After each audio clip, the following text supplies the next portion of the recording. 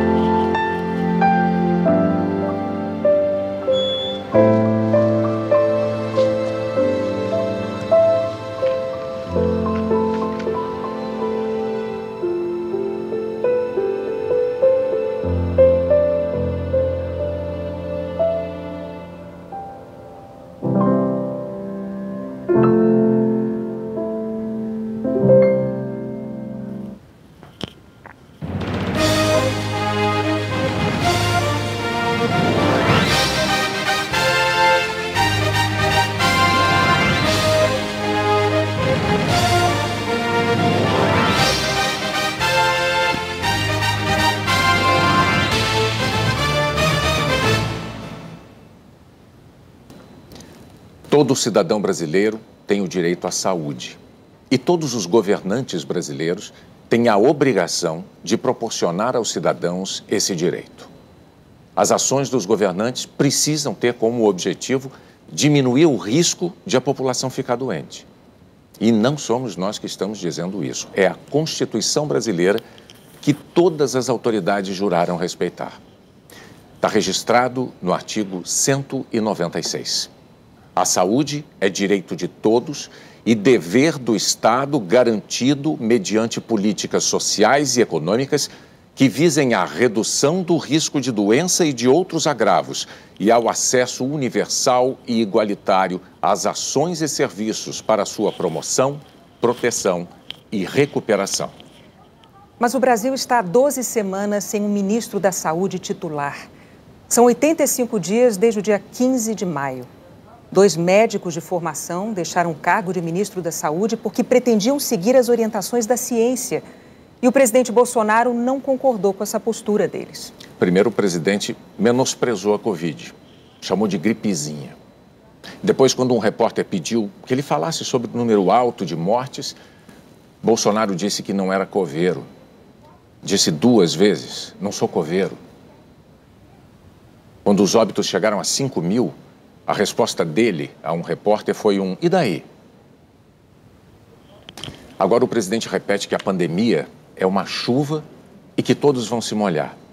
Ou que a morte é o destino de todos nós e que temos de enfrentar a doença, como se fosse uma questão de coragem, como se nada pudesse ter sido feito. Quando cientistas defendiam mundo afora o isolamento social como única medida capaz de conter o avanço dessa tragédia, os brasileiros viam o presidente criticar essa iniciativa diariamente, na contramão do bom senso daqueles governadores que a defendiam. O resultado disso foram a confusão e a perplexidade de muitos cidadãos que ficaram sem saber em que acreditar. E um isolamento capenga, insuficiente para atingir plenamente o seu objetivo. No Jornal Nacional você viu aqui filas enormes de desesperados em busca de um leito salvador de UTI. Filas que se formavam e se formam porque os leitos não foram comprados a tempo e na quantidade adequada por prefeitos, por governadores e pelo presidente. Ou porque a falta de isolamento social deixou de achatar a curva de contaminados e sobrecarregou o sistema de saúde. Diante disso tudo, é necessário relembrar a Constituição, porque isso nos levanta uma pergunta importantíssima. Nós já mostramos o que diz o artigo 196. É dever das autoridades que governam o país implementar políticas que visem a reduzir o risco de doenças. E a pergunta que se impõe é: o presidente da República cumpriu esse dever? Entre os governadores e prefeitos, quem cumpriu? Quem não cumpriu?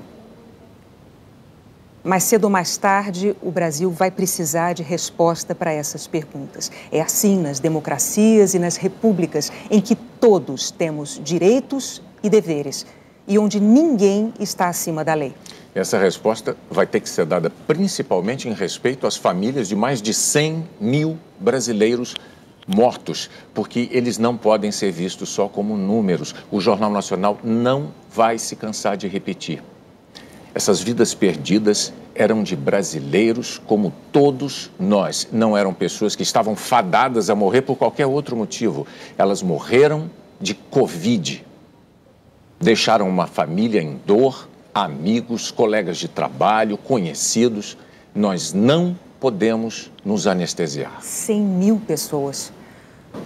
Nós reconhecemos a dor de todos os que perderam alguém querido nessa pandemia. Nós respeitamos essa dor e manifestamos a nossa solidariedade irrestrita com cada um.